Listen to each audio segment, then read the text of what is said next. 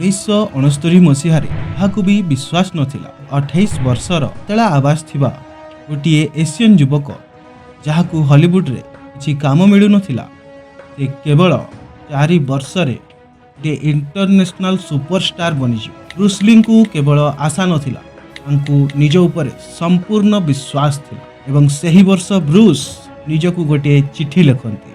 चिठी लिखंती मोर निर्दिष्ट मुख्य लक्ष्य मु ब्रूस ली यूनाइटेड स्टेट रो सबुठारु बड़ चाइनीज स्टार बनिबी।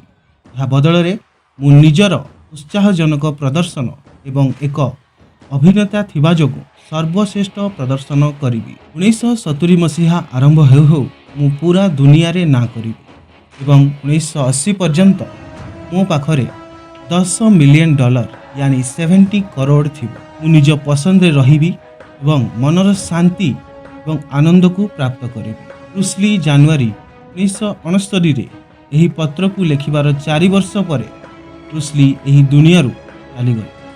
किंतु एही 4 वर्ष रे से फिल्म जगतर भाग्य बदली देइथिले। से तांको कल्पनारु भी अधिक पाइथिले एवं सांगरे कुंफू एवं ताइजम माध्यम रे निजर अंतर मनर क्षमता को भी बढ़ाई पारिथिले।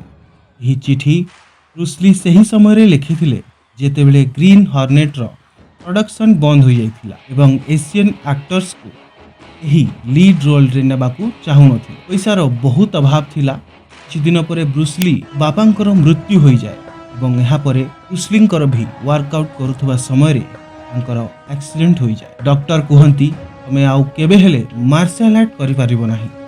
किंतु ब्रूस ली निज भितरे केबे हेले विश्वास कम होबा पई दियंती नाही। तांकर एही चिट्ठी माध्यम रे तांकर कॉन्फिडेंस जणा पड़े। किंतु ही कॉन्फिडेंस ब्रूस ली को ठारे आसिला के मु पूरा आंसर तो जानिनी।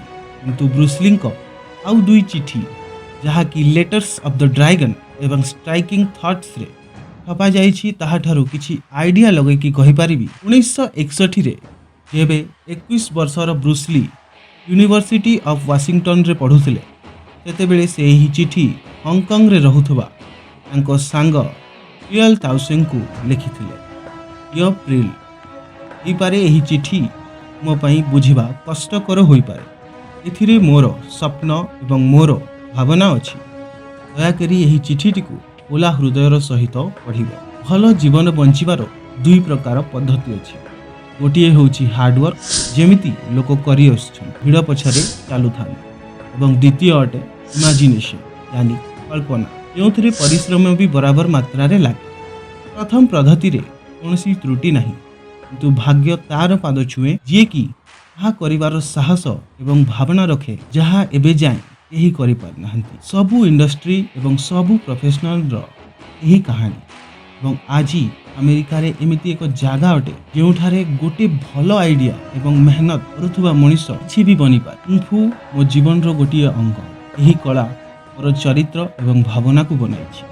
मो कुंफू को 3 स्तर रे शारीरिक मानसिक एवं आत्मिकतार सह प्रैक्टिस करे। कुंफू प्राचीन मार्शल आर्ट अटे किंतु जूडो एवं कराटे यार छोट रूप जहा अमेरिकार बहुत प्रचलित होउछि। काहे कि ना एठारे केही कुंफू मास्टर ना सुनी नाहंती एवं एही ठारे केही भी से प्रकार सक्षम कुंफू मास्टर नाहंती एवं मते बहुत वर्ष निजर कला एवं चरित्र उपरे काम करिवार अछि। किंतु मोर विश्वास अछि मोर वर्ष वर्षर मेहनत मते अमेरिकार गोटे कुंफू स्टार बनैबो। समय आसी जाइछि प्रथम कुंफू इंस्टीट्यूट खोलिबार जहाँकि 10-15 वर्ष रे पूरा अमेरिका रे ब्रांच खोली। केवल पैसा कमाइबार उद्देश्य नहीं पूरा विश्व को चाइनीज कलार विषय रे बतैबाकू चाहे। मते लोकन को सिखेइबा एवं सहायता करिबा बहुत पसंद अटे। तांगरे मु चाहे मोर परिवार पई गोटिए भलो घर बनाई। किंतु सबुठारु जरूरी कथा कुंफू मो जीवनर एक अभिन्न अंग। मोर जीवन थार चारिआडे ही रहिबो। मु जानिछि मोर आइडिया ठीक अछि एवं एहार रिजल्ट भी संतोषजनक हेबो। मते निजर फ्यूचर एवं रिजल्ट रो बेसी चिंता नाही। किंतु मु चाइनीज मार्शल आर्ट को दुनिया रे विस्तार करिबा पई मेशिनरी बनैबा पई चाहे जहाँ की निजे निजे चालुथो।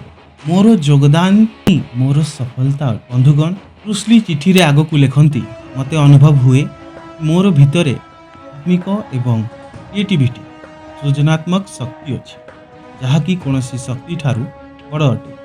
जितेबले मु यहाँ सांगरे जोड़ी हो जाए तेतेबले मोर दिमाग निजे निजे यहाँ आड़कू आकर्षित हुए एवं कौन प्रकार डर एवं संदेह रहे ना। जेतेबले पानी रे पत्थर पड़े पानीर तरंग बाहर आड़कू गति करे एवं पूरा पोखरी रे भरी जाए। बिल्कुल यही भली जेतेबले मु निजर मार्शल आर्ट प्रति प्रेम एवं आत्मशक्ति को एक्शन एवं मेहनत रे परिणत करे जेतेबले मु सबु बाधा विघ्न को काटी आगो को जाई पारे। बे मो पाखरे केवल गोटिए छोट बेसमेंट अच्छी किंतु निज मस्तिष्क रे कुंफू इंस्टीट्यूट रो 5-6 महला बड़ बिल्डिंग को आराम रे देखि पारुछि। मु जल्दी हार माने नाही एवं आराम रे निजको बाधा गुड़ी को पार करुथुबार एवं असंभव लक्ष्य को पार करुथुबार देखि पारे यानी विजुअलाइज करि पारे। जानी नाही कि यह ईश्वरंकर आदेश कि कौन किंतु मु निज भितरे असीम शक्ति एवं स्फूर्ति को अनुभव करे जहाँ को मु शब्द रे कहि पारिबी नाही। मोर सबु गोल एवं प्लानिंग मन एवं आंतरिक शक्ति पाइबा पई अटे। मु जानिछि कि बाहर सफलता एवं साधना द्वारा मनर शांति बढ़िबो नाही। एथिपाई मु जेन एवं ताओइज्म रे निज जीवन को बिताइबा चाहिबी। आगकू लोके कहिबे कि मु सफलतार पछरे दौड़ुछि किंतु सत्य केवल यह जे मोर कुंफू करिवार इच्छा लोभरू न आरंभ होई एठारू आरंभ हुए मु याकू करि परिबी।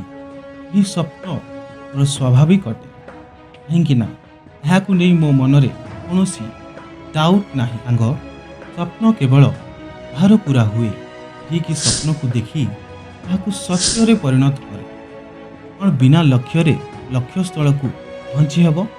शुभकामना मो प्रिय ब्रूस ली। पूरा चिठी रे ब्रूस ली 3 जगार निज सिक्रेट को बताउछंती कहीं से निज जीवन रे एते कॉन्फिडेंट आ विषय रे उजागर करुछंती। नंबर 1 पॉइंट जेतेबेले मु यहाँ सांगरे जोड़ी हुए मोर मस्तिष्क निजे निजे यहाँ आड़कू मते नहीं जाए एवं कौनसी प्रकार संदेह उजागर हुए ना। द्वितीय पॉइंट मु आराम रे हार माने नाही एवं आराम रे निजको बाधा पार करुथुबार एवं असंभव लक्ष्य को पाउथुबार देखि पारे विजुअलाइज करि पारे। नंबर 3 जेबे मु मार्शल आर्ट प्रति प्रेम एवं आत्मिक शक्ति को एक्शन एवं मेहनत रो आकार दिए सबु बाधा गोटिए गोटिए करी पार करि था। ब्रूस ली को एही लेटर रो आमे बहुत किछि जानिबा को पाइलु। एमिति आमे निज जीवन रे सबु बेले कॉन्फिडेंट रहिबा एवं जो जीवन रे सबु जिनस को हासिल करबा। यदि आपको वीडियो भल लगी वीडियो को लाइक शेयर एवं कमेंट करबा भूलिबेनी। नेक्स्ट वीडियो विजुअलाइजेशन उपरे जल्दी ही आसवा पई जाउची। चैनल को सब्सक्राइब करथिबे एवं वीडियो पई वेट करथिबे। Thank you so much and bye bye.